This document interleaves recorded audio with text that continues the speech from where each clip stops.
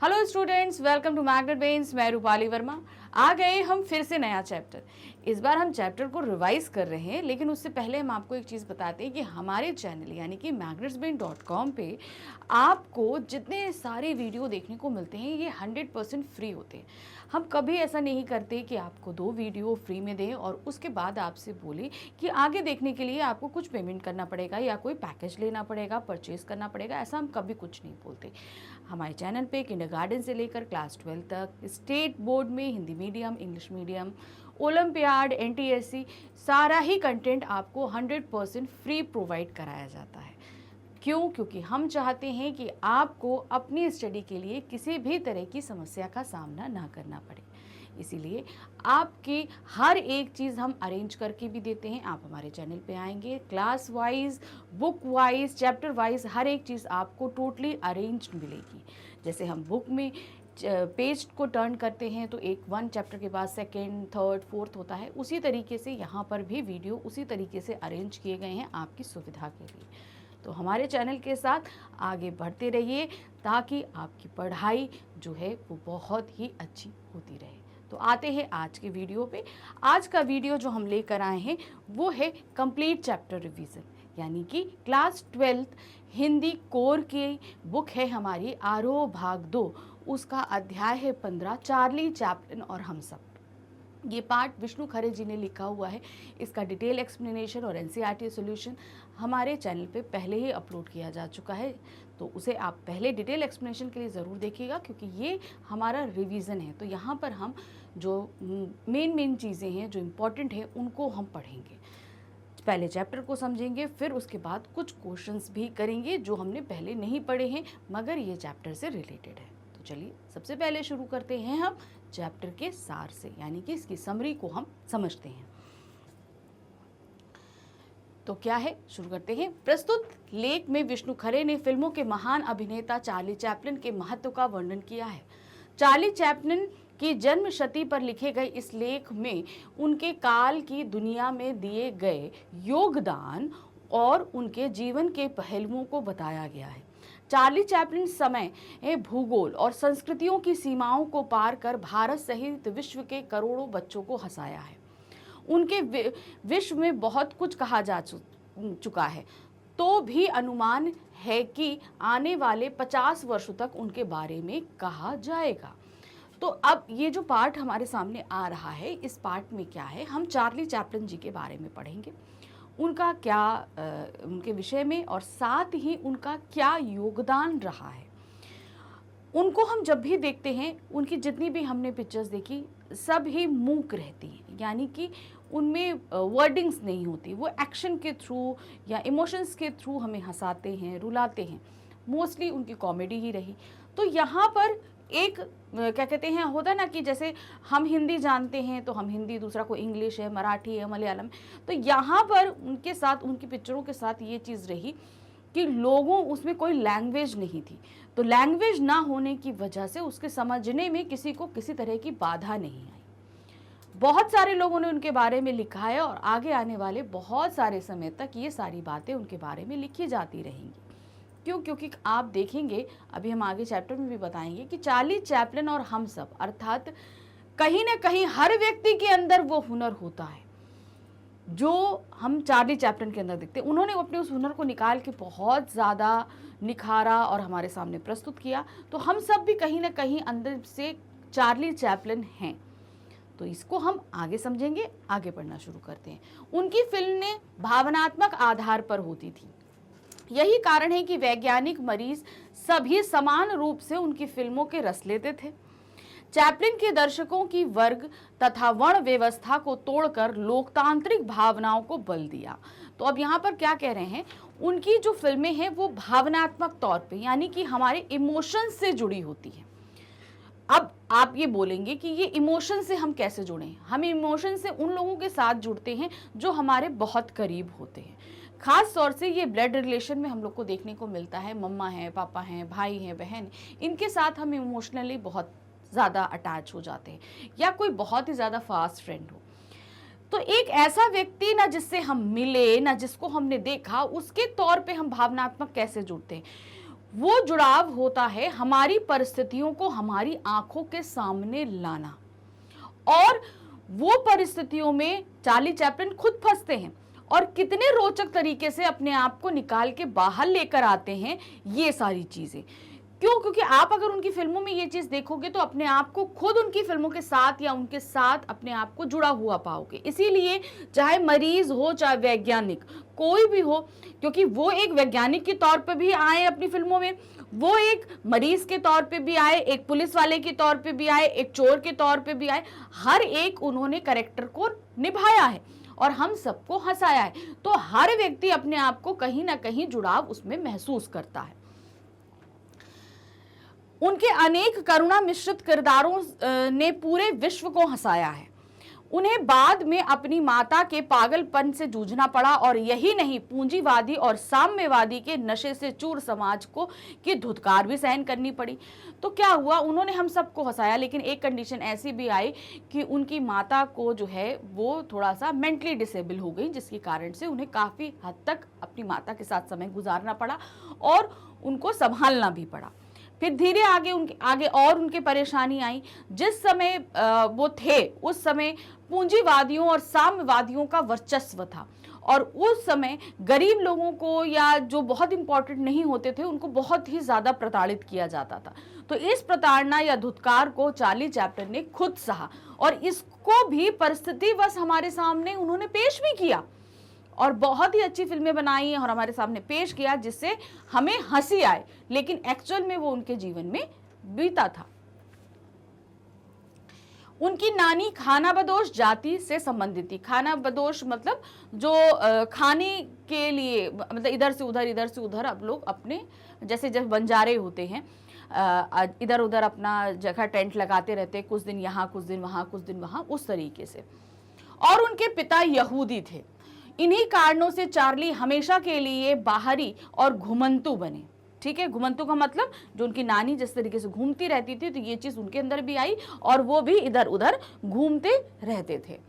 करोड़पति बनने के बाद भी उन्होंने अपनी छवि नहीं तोड़ी। अब भाई इतना ज्यादा उन्होंने पैसा कमाया, तब भी उन्होंने अपनी ये घुमंतु प्रवृत्ति नहीं छोड़ी थी। चार्ली चैपलिन ऐसे व्यक्ति थे जिन पर बहुत अधिक लिखा जा चुका है। उनका मानना था कि कला अपने सिद्धांत स्वयं लेकर आती है। यही कारण है कि उनका करुणाजनक किरदार आज भी लोगों के हृदय में बैठा हुआ है। उनकी हंसी इतनी जीवनदायी होती थी कि लगता था मानव चरित्र जाना पहचाना सा प्रतीत होता है। चैपलिन भावना को बुद्धि से अधिक महत्व देते थे।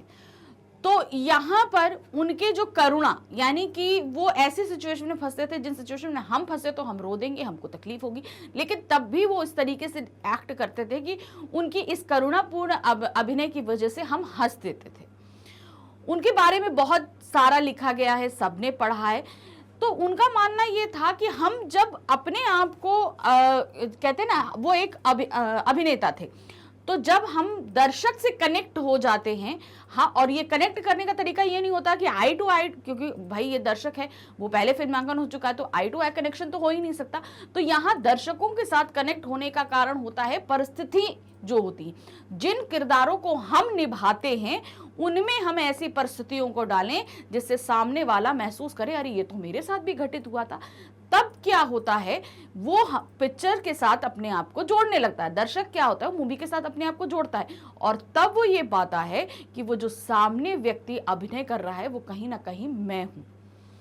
अब यहां पर क्या है, उन्होंने हमारे सामने जो रखा है मानव चरित्र का जाना पहचाना। चार्ली चैपलिन भावना को बुद्धि से अधिक महत्व, मतलब उनके लिए फीलिंग्स बहुत ज्यादा महत्वपूर्ण थी। वो अपने दिमाग को कम और बुद्धि को क्या कहते हैं, भावनाओं को ज्यादा महत्व देते थे। इसे दो घटनाओं के जरिए उन्होंने हमारे सामने प्रस्तुत किया है।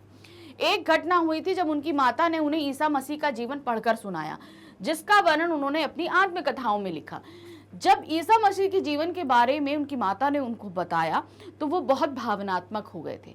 तब उनकी बुद्धि, तो यहाँ पर भाई उनकी, हम सभी ईसा मसीह के बारे में जानते हैं, तो उनकी कहानी हमको कहीं ना कहीं भावनात्मक कर ही देती है, और यही जो है चार्ली चैपलिन के साथ भी हुआ था। दूसरी घटना उनके अपने घर के पास हुई थी। एक भेड़ जो अपनी जान बचाकर भागी थी, लोगों ने पुनः पकड़कर कसाई को सौंपा। भेड़ की दशा देखकर उनका हृदय करुणा से भर गया और इस घटना का वर्णन भी उन्होंने अपनी आत्मकथा में लिखा। एक्चुअली क्या हुआ कि उनका घर जहां पे था उसके पास ही एक कसाई खाना था, तो वहां पर जो है वो भेड़ बांध के रखी जाती थी। किसी तरह एक दिन एक भेड़ का बच्चा वहां से छूटकर भाग गया और सब उसके पीछे भागे। कभी क्या कहते हैं वो कहीं यहाँ छिप रहा है, कहीं वहां छिप रहा है, इस तरीके से छिपते छिपते लोग गिरते पड़ते करते। तो पहले तो इससे हंसी उत्पन्न हुई सब, एंड में आके वो बकरी का बच्चा पकड़ लिया गया, उसको कसाई खाना ले जाकर उसको और काट दिया गया। तो ये एंड में क्या है ना, वो बहुत ही ज्यादा भावनात्मक हो गया था। और जब उसको पकड़ने की प्रक्रिया हो रही थी तो चार्ली उसे जब अपनी आंखों से देख रहा था तो वो बहुत ही हास्यास्पद थी। तो ये हमने बताया ना कि उनके घर के पास कसाई खाना था, तो वो अपने घर की खिड़की से ये सारी चीजें देख रहे थे। तो ये चीज उन्होंने बताया कि हम पहले तो हास्यास्पद रहते हैं, लेकिन जब वो बहुत दुखद हो जाता है तो हम भावनात्मक तौर पे कहीं ना कहीं हमें हर्ट करती है। तो एक छोटा सा बच्चा था चार्ली, जब उसने ये सारी चीजें देखी तो वो बहुत ही भावनात्मक तौर पे उनको टच किया था। चैपलिन स्वयं के भीतर करुणा और साहस के मेल को इसी घटना का देन देते हैं। तो उन्होंने बताया कि मेरे अंदर करुणा और भावना जो है इन्हीं घटनाओं के कारण आई है, जो इन्होंने एक्ट करके अपनी फिल्मों में हमको दिखाई हैं। लेखक बताते हैं कि जीवन में सुख दुख का आगमन सभी सांस्कृतिक परंपराएं स्वीकृति करती हैं। यानी कि क्या है, हमारे अंदर जो भी जितना भी सुख दुख जो भी कुछ भी आता है, ये कहीं ना कहीं हमारी जो सांस्कृतिक परंपराएं हैं उनके जरिए आता है, और ये सब चीजें हम बहुत ही आराम से अपनाते भी हैं। जहां तक भारतीय सौंदर्य शास्त्र की बात है, उसमें भी एक से अधिक प्रश्नों के योग को शुभ माना जाता है, लेकिन कभी भी करुणा के साहस में बदल जाने का वर्णन नहीं है। रामायण महाभारत आदि में भी इन दोनों का मेल नहीं मिलता है। मतलब हमारे जो जितने भी शास्त्र हैं या महाकाव्य हैं, आप देखेंगे कि उसमें किसी भी तरह के भावनाओं को हम ज्यादा, अगर होंगी तो सिर्फ भावनाएं होंगी तो सिर्फ साहस होंगे। विदेशी कला को अपना लेना एक बहुत बड़ी मिसाल है। हमारे में बहुत कम नायक होते हैं और अधिकतर कभी विदूषक समझे जाते हैं। तो कहने का मतलब है कि हम जो है ना विदेशी चीज़ों को अपना के एक्ट करना बहुत बड़ी बात होती है, क्योंकि एक्चुअली हमारा जो अपना एक परिवेश होता है वो अलग होता है। अब उसमें हम किसी दूसरी संस्कृति दूसरी भाषा के को एक्ट करें तो ये बहुत बड़ी बात होती है। बहुत सारे अभिनेता ऐसे हैं जो एक्टिंग करते हैं, लेकिन एक विदूषक मतलब जो हमें हंसा सके, ऐसे बहुत कम होते हैं। तो ये एक विदूषक थे। आप देखते हैं चार्ली चैपलिन विदूषक थे क्योंकि उनको बहुत हंसाते थे वो चीज। वास्तव में हर मनुष्य ईश्वर या नीति का विदूषक है, बातचीत द्वारा दूसरे को हंसाने वाला। ठीक है ना, हम लोग भी बहुत सी ऐसी बातें करते हैं कि दूसरे को हंसी आती है ना, तो हमारे अंदर भी कहीं ना कहीं एक विदूषक होता ही है। चार्ली के दोहरे व्यक्तित्व के कारण ही महात्मा गांधी और नेहरू उनका साथ चाहते थे। चार्ली के अद्भुत व्यक्तित्व से प्रभावित होकर यह भारतीय फिल्म जगत के प्रयोगधर्मी निर्माता निर्देशक एवं अभिनेता राज कपूर ने उनके भारतीयकरण का सफल प्रयास किया था। तो इनका जो दोहरा रूप था, कहने का मतलब एक विदूषक का भी रूप था और दूसरा एक साहसिक अभिनेता का रूप था। क्योंकि एक अभिनेता जो अपनी शुरुआत करता है, अभिनय करने की शुरुआत करता है, वो कभी भी एक्सपेरिमेंट नहीं करता। क्यों? क्योंकि डर होता है कि उसका करियर स्पॉइल हो जाएगा, इसलिए वो एक साहसिक अभिनेता के तौर पे थे। विदूषक थे क्योंकि हमें हंसाते थे। तो ये दोनों ही कॉम्बिनेशन उनके अंदर मिलते थे, और इसी कारण से जो है चाचा नेहरू और गांधी जी उनको साथ चाहते थे। कारण ये था कि वो भी एक उभरते हुए नेता थे, लोगों का प्रतिनिधित्व कर रहे थे। तो वो भी ये चाहते थे कि लोग हमें प्यार भी करें, हमें सम्मान भी करें, और वो साहस भी हमारे अंदर आए कि हम देश के लिए कुछ साहसिक निर्णय भी ले सके। तो उनके साथ रहकर वो इस साहस को अपनाना चाहते थे। और विदूषक इसलिए ताकि ये सारी परिस्थितियां कहीं उन पर जो है किसी तरह का डिप्रेशन नहीं लाएंगे। तो उनके जो कैरेक्टर है उससे प्रभावित होकर राज कपूर जी ने इसका भारतीयकरण करने का कोशिश किया था। कैसे, वो हम बताते हैं। आवारा और श्री 420 फिल्मों में स्वयं पर हंसने की परंपरा का श्री गणेश हुआ। अगर आप आवारा और श्री 420 देखेंगे तो आप उसमें देखेंगे कि चार्ली चैपलिन जैसी बहुत ही ज्यादा सिमिलैरिटीज हैं, जहां पर अभिनेता खुद अपने ऊपर ही हंस रहा है। इस तरह राज कपूर ने शुरू हुआ सिलसिला दिलीप कुमार, देवानंद, शम्मी कपूर, अमिताभ बच्चन, श्रीदेवी आदि तक दोहराया गया। उन्होंने भी कहीं न कहीं चार्ली चैपलिन को अपने अभिनय में उतारा था। चार्ली की अधिकांश फिल्में भाषा का इस्तेमाल ना होने से वे अधिक भावनात्मक बन पड़ी। तो क्या कहने का मतलब उनमें भाषा नहीं होती थी, तो भाषा के कारण ना होने के कारण वो काफी भावनात्मक हो जाया करती थी। चार्ली की सबसे बड़ी विशेषता यह थी कि वे किसी भी संस्कृति के लिए नुकसानदेह नहीं थे। हर आयु का दर्शक उनमें अपनी झलक देखता था।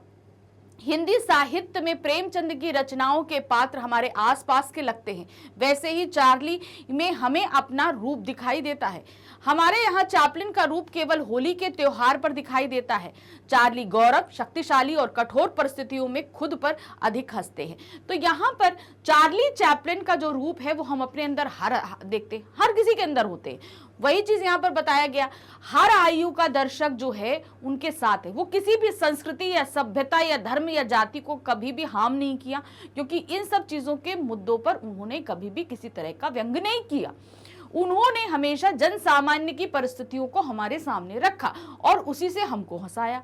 तो इसलिए अगर वो एक छोटा बच्चा भी है तो वो भी परिस्थिति में फंसता है, एक औरत है तो वो भी फंसती। तो हर आयु, हर लिंग का व्यक्ति उनको देख सकता था और मजा लेता था। चैपलिन का रूप हमें मतलब हमारे आसपास कब दिखता है? आप देखते हैं होली के तौर पर ये सारी चीजें ज्यादा होती हैं। होली के तौर पे लोगों को हंसाना, ये सब चीजें करना बहुत ज्यादा होता है। क्यों? क्योंकि चार्ली इन सब चीजों का एक्ट बहुत अच्छे से करते थे। जब हमारी खुशहाली बदहाली में बदलती है, जीवन के महान चरणों में बदनामी पाते हैं, शक्तिशाली होते हुए भी कायरों की भांति पलायन करते हैं, जहां हारते हारते जीत जाते हैं, तब हम सब चैपलिन बन जाते हैं। वास्तव में हम सब चार्ली के ही पर्याय हैं। तो उन्होंने बोला कि जब हम खुशहाली से बदहाली, यानी कि हम बहुत खुश हैं, सब कुछ है, और एकदम से हमारे ऊपर तकलीफें आने लगती हैं, तब जीवन के महान चरणों में जब हम बदनामी पाते हैं, हम हमेशा बहुत ही फेमस हैं, सब कुछ है, लेकिन हमारी बदनामी होने लगे तब। तो ये कुछ परिस्थितियां रखी, इन सभी मुश्किल परिस्थितियों में हम कहीं ना कहीं चार्ली की तरफ देखते हैं। हम सब चार्ली बन जाते हैं। क्यों? क्योंकि तब हम हास्यपद तरीके से या उनसे लड़कर बाहर आने की कोशिश करने लगते हैं। अतः लेखक ने चैपलिन कहानी के माध्यम से हमें जीवन की सच्चाई को बताया है। हर परिस्थिति में हंसते मुस्कुराते जीवन की कठिनाइयों का सामना करने की बात हमसे कही है। तो यहाँ पर इस पाठ का जो उद्देश्य रहा है वो क्या है? हमें चैपलिन की तरह ही अपने जीवन में आने वाली कठिनाइयों का सामना करना चाहिए, हंसते हुए, मुस्कुराते हुए, क्योंकि परेशानी हर व्यक्ति के जीवन में आती ही आती है। तो ये यहाँ पर हमारा ये पाठ खत्म हुआ। अब इसी पाठ से रिलेटेड कुछ प्रश्न हैं जिन्हें हम देखते हैं। प्रश्न संख्या 1 है, चार्ली चैपलिन का व्यक्तित्व कैसा था? क्वेश्चन है, चार्ली चैपलिन का व्यक्तित्व कैसा था? चार्ली चैपलिन का व्यक्तित्व सुलझा हुआ था। वह हंसमुख आदमी था। दूसरों को हंसाना बहुत आसान है, लेकिन खुद पर हंसना उतना ही मुश्किल है। चार्ली ने ऐसा कठिन कार्य भी कर दिखाया। वह फिल्मों में गंभीर से गंभीर विषय पर स्वयं पर ही हंसता था। करुणा कब हास्य में बदल जाती थी पता ही नहीं चलता था। तो क्या हुआ? चार्ली चैपलिन जो है उनका एक व्यक्तित्व सुलझा हुआ था। हर व्यक्ति मुसीबतों में फंसता है, उसी तरह चैपलिन भी जो है मुश्किलों में फंसते थे। हमको बहुत ही गंभीर से गंभीर विषय में हमको फंसाते थे, खुद फंसते थे और फिर उन्हें भावनात्मक तौर पे निकाल के हमारे सामने रख देते थे। उनके अंदर ये बहुत ही अच्छा हुनर था कि वो अपने आप से हम सभी को बांध लिया करते थे। तो यहाँ पर ये हुनर ये क्यों होता था? क्योंकि हम दूसरों पे तो बहुत अच्छे से हंस लेते हैं, लेकिन दूसरे हम पे हंसे ऐसा पर जो है कार्य करना बहुत मुश्किल होता है, और जो चैपलिन ने किया है। प्रश्न संख्या 2 है, मेकिंग अ लिविंग फिल्म की विशेषता बताइए। तो मेकिंग अ लिविंग जो एक फिल्म है उसकी विशेषताएं आपको बतानी है। यहाँ पर मेकिंग अ लिविंग की सबसे बड़ी विशेषता तो यह है कि इसमें अभी 75 वर्ष पूरे किए हैं। 5 शताब्दी से उनकी फिल्म दुनिया के सामने है। यह फिल्म 5 पीढ़ियों को मुग्ध कर चुकी है। इसकी लोकप्रियता आज भी ज्यों की त्यों बनी है। यह फिल्म न केवल फिल्म जगत की बल्कि चार्ली चैपलिन के जीवन में भी मील का पत्थर साबित हुई। तो ये फिल्म जो है करीबन 75 वर्ष यानी कि पौन शताब्दी यानी 25 साल में शताब्दी हो जाएगी, तब तक ये से चल रही है और ये हर किसी के व्यक्ति के जीवन को बहुत ही ज़्यादा चलती रही और बहुत ही प्रसिद्ध हुई। चार्ली चैपलिन की भी कहा जो उनके करियर है उसमें भी मील का पत्थर साबित हुई है। प्रश्न संख्या 3 है, चार्ली चैपलिन की छवि कैसी थी? अब उनका जो एक होता है ना, एक कैरेक्टर होता है, कुछ होता है, तो उस कैरेक्टर को उसको कैसा सामने वाला महसूस करता है वो आपको यहाँ बताना है। फिल्मों में चार्ली चैपलिन की छवि एक ट्रैम्प की थी। ट्रैम्प मतलब वो व्यक्ति जो दूसरों को हंसाता है, ठीक है, जिसे हम जोकर बोलते हैं, अपने अभिनय के जरिए जो दूसरों को हंसाता है। वह कई रूपों में हमारे सामने आया, किंतु वह सबसे ज्यादा प्रिय तभी लगा जब वह फिल्मों में बुद्धू, खानाबदोश या आवारा गर्द बना। इन भूमिकाओं ने उसे प्रत्येक वर्ग के आदमी से जोड़ दिया।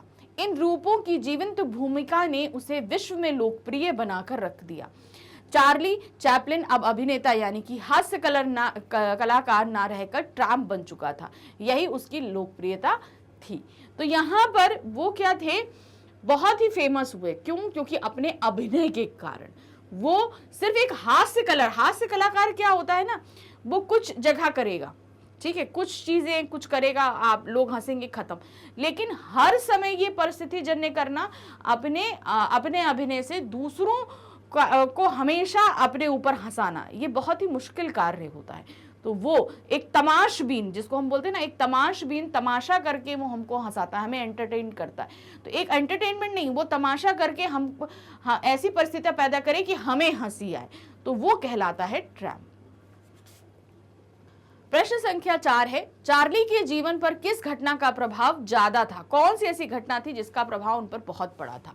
चार्ली के जीवन को वो एक घटना ने बहुत प्रभावित किया। एक बार चार्ली बहुत बीमार पड़ गया, तब उसकी माँ ने उसे बाइबल पढ़कर सुनाई। ये बाइबल उसकी माँ ने ओकले स्ट्रीट के तहखाने के अंधेरे कमरे में सुनाई थी। इसे पढ़कर चार्ली के मन में 3 बातें प्रमुख रूप से समा गई: स्नेह, करुणा और मानवता। तो माँ द्वारा बाइबल सुनाया जाना उनके अंदर जो है प्यार, जो प्यार यानी कि स्नेह, करुणा यानी कि एक किसी के लिए भावनाओं का भरना, और मानवता यानी कि हम मानव हैं, दूसरों की मदद करें, वो जो भावनाएं होती हैं, ये 3 भावनाएं उनके अंदर घर कर गई थी। तो इस तरीके से ये पाठ हमारा जो हमने रिवीजन के लिए लेकर आए थे आपके यहाँ पर खत्म किया। आई होप आप सभी को बहुत ही अच्छे से समझ में आ गया होगा कि इस पाठ में क्या चीज़ हमें विष्णु खरे जी ने बताने की कोशिश करी है। तो ये जो हम 1 शॉट रिवीजन आपके लिए करा रहे हैं, ये सिर्फ हिंदी में ही नहीं, आपके सभी सब्जेक्ट्स में आपके लिए अवेलेबल है। तो ये आपको मिलेंगे कैसे? इसके लिए आपको आना होगा हमारे चैनल magnetspain.com पे। जब आप यहाँ पर आएंगे तो आप देखेंगे कि यहाँ पे CBSE इंग्लिश मीडियम दिया है, तो बस आपको इसे क्लिक करना है और यहाँ पर 1 शॉट रिवीजन आ जाएगा। इसे क्लिक करते ही आपके सामने वो सभी क्लासेस आ जाएंगी जिनमें 1 शॉट रिवीजन अवेलेबल है। आप देख रहे हैं 7th, 8th, 9th, 10th, 11th, 12th, तो आप क्लास 12th के, आपको यहाँ पर क्लास 12th पे क्लिक करना है। जैसे ही आप यहाँ वॉच नाउ पे क्लिक करेंगे, आपके सामने क्लास 12th की 1 शॉट की पूरी प्लेलिस्ट आ जाएगी। बस अब आप ये इस तरीके से देखेंगे, जो भी सब्जेक्ट का आपका एग्जाम होने वाला है, आपको सिर्फ वो सब्जेक्ट क्लिक करना है। क्लिक करते ही उसके अंदर जितनी बुक्स हैं आपके सामने आएंगी। जो भी बुक आ रही है उसे क्लिक करिए, उसके सामने आपके सारे चैप्टर्स आ जाएंगे। चैप्टर क्लिक करते जाइए, वीडियो देखते जाइए और अपने रिवाइज जितना भी आपका रिवीजन है वो फटाफट कंप्लीट करिए। लेकिन साथ ही हमारे चैनल को सब्सक्राइब कीजिए, क्योंकि आने वाले जो वीडियोस हैं उनका नोटिफिकेशन आपको मिलता रहेगा। तो ये आपके लिए थोड़ा ईजियर हो जाएगा कि आगे कौन से सब्जेक्ट का और कौन से टॉपिक का वीडियो आने वाला है। लेकिन साथ ही हमारे चैनल को लाइक, सब्सक्राइब, शेयर जरूर कीजिएगा, क्योंकि हमारे चैनल पे आपको बिल्कुल अच्छी क्वालिटी का कंटेंट प्रोवाइड कराया जाता है। अच्छे टीचर्स के द्वारा आपको एक्सप्लेनेशन दिया जाता है, ताकि आपको हर एक चीज समझ में बहुत ही अच्छे से आए। तो thank you for watching, bye bye.